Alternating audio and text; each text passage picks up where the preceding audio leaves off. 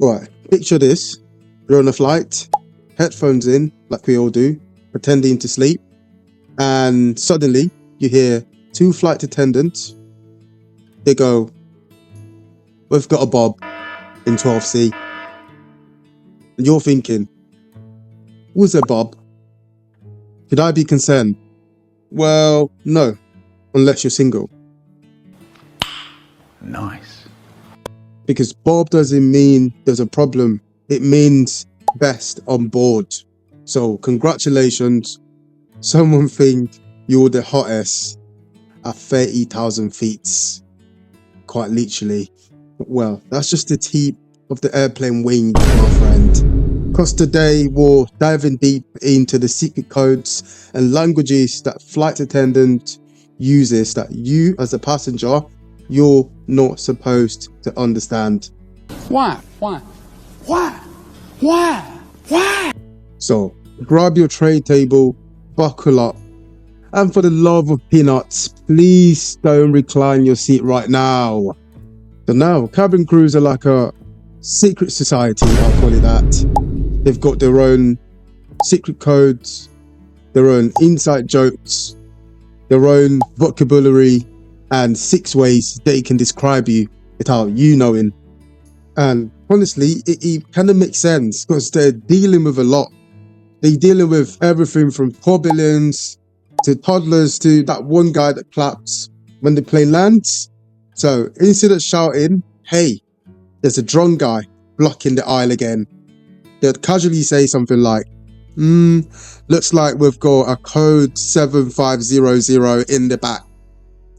Which kind of sounds harmless, but that actually means hijacking. Yeah, not the one you want to hear. But most codes aren't that serious, but they're all about keeping order while keeping passengers blissfully unaware that anything's happening. So let's start with the fun ones. That's the ones you want to hear.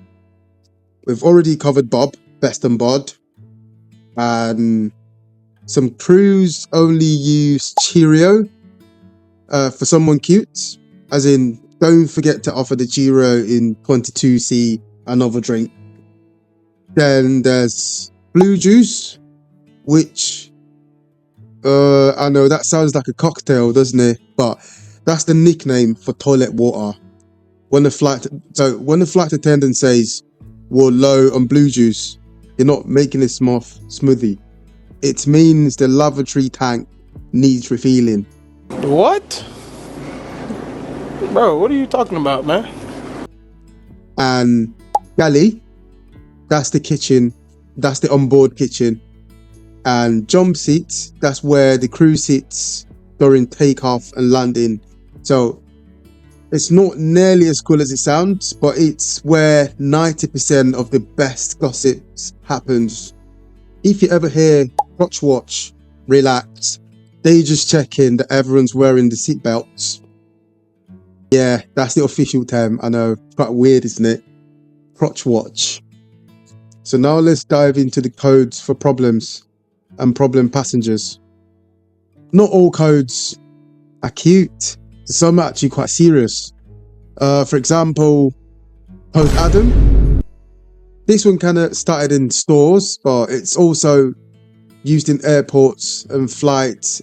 Essentially, it means there's a missing child and the crew springs into action quietly but quickly. Code Red usually means a fire or a smoke situation, but that's super rare. That rarely happens. So Code Yellow can mean a possible security threat, and Code Blue might refer to a medical emergency. But then there are unofficial codes, the ones crew members cannot invent themselves, like Mr. Sand.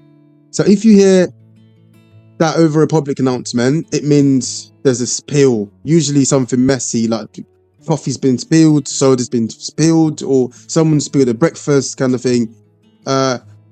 And my personal favorite is PAX. That's kind of short for passengers. Well, basically, because calling us people was too generous. So now let's go to the secret signals. Let's get a little sneakier. You know, some cabin crew sometimes use hand signals and boss codes to talk. Have you ever noticed those little ding sound after a takeoff? They're not random, because one ding might mean we've reached 10,000 feet, and 2 dings, we're ready for service. 3 dings could be a call between crew members. And if you've ever seen 2 flight attendants standing in the aisle, casually chatting, but clearly eyeing someone, yeah, they probably talking about someone. They might say something like, would you like to do the 2L check? Essentially that means go check out the cute guy in 2L. Or the opposite, can you assist the passenger in 4C? Meaning 4C has been a pain. Hidden humor of the job, being cabin crew, isn't easy. It's the long hours, the fake smile, and people asking for Diet Coke meets turbulence. So a little secret humor keeps things fun, doesn't it? And some flight attendant use prop dusting. Let's say a passenger walks down the aisle, releasing a little gas. Yeah, they use that to represent the little gas. Prop dusting. You know that one passenger that needed a wheelchair to board, but suddenly screams off when the plane lands? There's a name for them. So that's a miracle flight. That's what they called. I think miracle flight passenger or something. I don't know. And then we've got baby Jesus. You know that crying infant every passenger prays isn't sitting next to them? Yeah, it's baby Jesus. That's what they called, that crying infant. So next time you're flying and you hear the crew whispering, don't panic. Don't panic, call me and I'll tell you a joke. Oh shit, should I be joking at a time like this? If you hear Bob, smile. Obviously, you might be the main character, because you never know. And if you hear blue juice, just don't ask. Don't ask questions. Don't ask questions.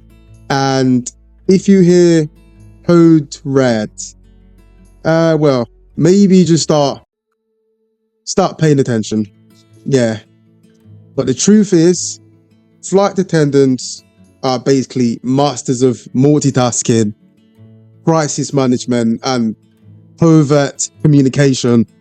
So, yeah, they're basically part safety officer, part therapist, and part ninja.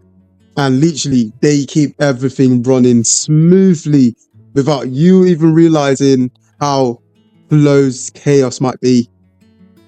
So next time you're on board, just give them a smile. It's not going to kill you, would it?